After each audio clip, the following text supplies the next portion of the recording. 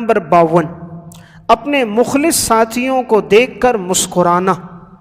آپ صلی اللہ علیہ وسلم کی سیرت کا ایک پہلو یہ تھا کہ جب آپ حضرات صحابہ اکرام کو دیکھتے تھے تو آپ خوش ہوتے تھے۔ خاص طور پہ سنن ترمذی کی روایت ہے، حضرت ابو بکر، حضرت عمر رضی اللہ تعالیٰ عنہما، آپ ان کو دیکھتے مسکراتے اور یہ آپ کو دیکھ کر مسکراتے تھے۔ تو آپ صلی اللہ علیہ وسلم جب صحابہ پہ نگاہ ڈالتے تھے تو خوش ہوتے تھے۔ تو ہمیں معلوم ہوا کہ زندگی میں جو انسان کے مخلص دوست ہوں ان سے مل کر خوش ہونا چاہیے، پریشان نہیں ہونا چاہیے۔ جب ملاقات ہو تو حسب توفیق ان کے ساتھ جتنا ہو سکے انسان اکرام بھی کرے، مہمان نوازی بھی کرے۔ دنیا میں مخلص ساتھی نہیں ملتے۔ تو آپ صلی اللہ علیہ وسلم کی زندگی کا ایک پہلو یہ بھی تھا، حضرات صحابہ کو دیکھ کر خوش ہونا، ان کو دیکھ کر مسکرانا اور ان کا اکرام کرنا۔ سیرت کا 53 نمبر پہلو یہ ہے کہ اصل خوشی کسی انسان کی ہدایت ملنے پر ہونی چاہیے، یعنی انسان کو زیادہ خوشی اس بات پر ہونی چاہیے کہ اللہ تبارک و تعالیٰ کسی کو ہدایت دے دے۔ آپ صلی اللہ علیہ وسلم کی زندگی میں یہ وصف تھا، آپ کو سب سے زیادہ خوشی اس پر ہوتی تھی کوئی ایمان قبول کر دے، جہنم سے بچ جائے، جنت میں چلا جائے، مسلمان ہو جائے۔ آپ صلی اللہ علیہ وسلم اس پہ بڑے خوش ہوتے تھے۔ صحیح بخاری میں ایک واقعہ ہے، ایک یہودی لڑکا تھا، وہ آپ صلی اللہ علیہ وسلم کی خدمت کیا کرتا تھا۔ کئی عرصہ اس نے آپ کی خدمت کی۔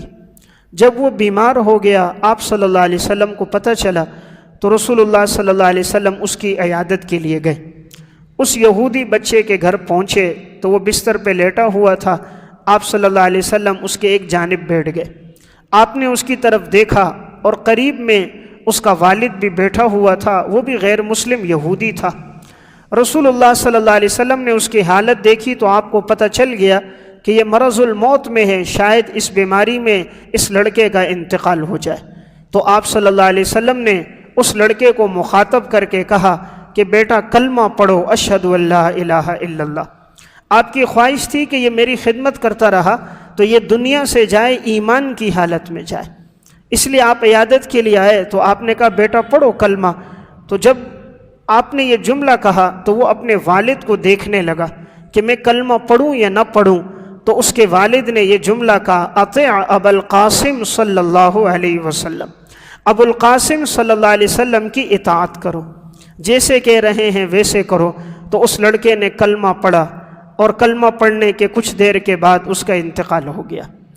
تو رسول اللہ صلی اللہ علیہ وسلم جب گھر سے باہر آئے، آپ نے ایک جملہ کہا، آپ نے فرمایا الحمدللہ الذی انقذہ من النار، تمام تعریفیں اللہ کے لیے کہ اللہ نے اس کو جہنم کی آگ سے بچا دیا، کہ میرے جانے کی وجہ سے اللہ نے اس کو ہدایت دے دی، ایمان کی توفیق دے دی۔ اے اللہ تمام تعریفیں تیرے لیے ہیں کہ جہنم سے بچ گیا۔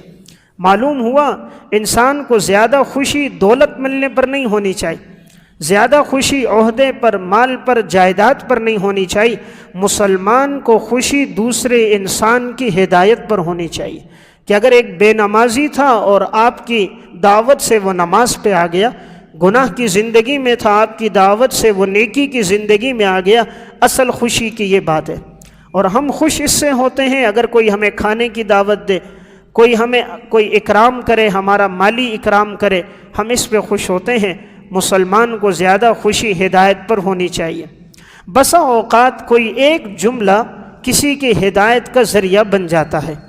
اردو کی کتاب ہے دعاؤں کی قبولیت کے سنہرے واقعات، اس میں انہوں نے ایک واقعہ لکھا کہ ایک شخص جا رہا تھا علاقے کے اندر، جس طرح ٹیکس ہوتے ہیں جائیداد پہ، مال پہ، دولت پہ، تو وہ ٹیکس سالانہ وصول کیے جاتے ہیں۔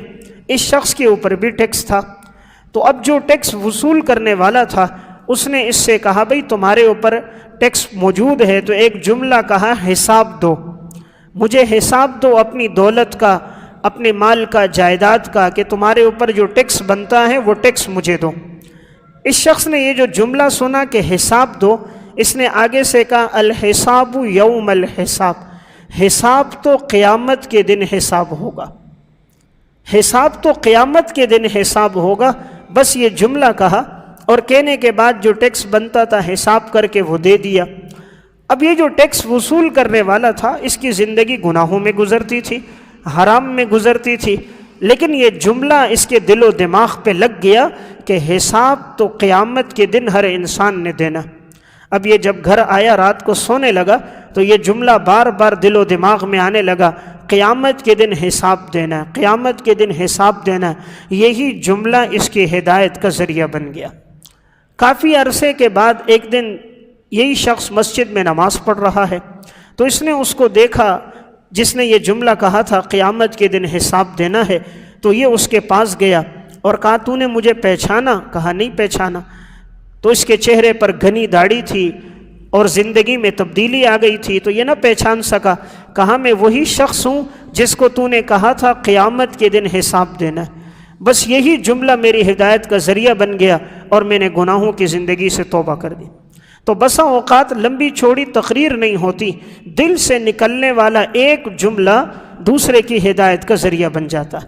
اس لیے میں بات یہ عرض کر رہا تھا کہ رسول اللہ صلی اللہ علیہ وسلم کی سیرت کا ایک پہلو یہ ہے کہ کسی کو ہدایت مل جائے تو ہدایت کے ملنے پر خوش ہونا چاہیے۔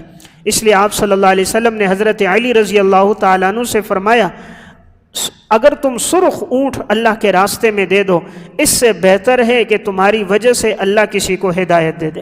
تو ہدایت مل جائے یہ اللہ کے ہاں سرخ اونٹوں سے زیادہ بہتر ہے۔ سیرت کا 54 نمبر پہلو یہ ہے کہ جاہل کی بدتمیزی پر صبر کیا جائے اور برداشت سے کام لیا جائے۔ یعنی اگر کوئی ناسمجھ آدمی، ان پڑھ آدمی، جاہل آدمی کوئی جملہ کہتا ہے تو اس پہ صبر کیا جائے، کوئی نازیبہ گفتگو کرتا ہے تو اسے برداشت کیا جائے۔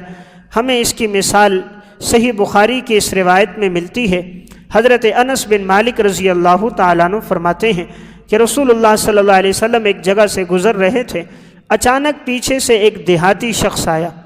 آپ صلی اللہ علیہ وسلم نے اپنے کندھے پر چادر رکھی ہوئی تھی، تو یہ آیا اور اس نے زور سے چادر کھینچی، اتنے زور سے کھینچی کہ آپ کی گردن پر اور کندھے پر نشانات پڑ گئے، اور یہ نشانات بڑے گہرے ہو گئے۔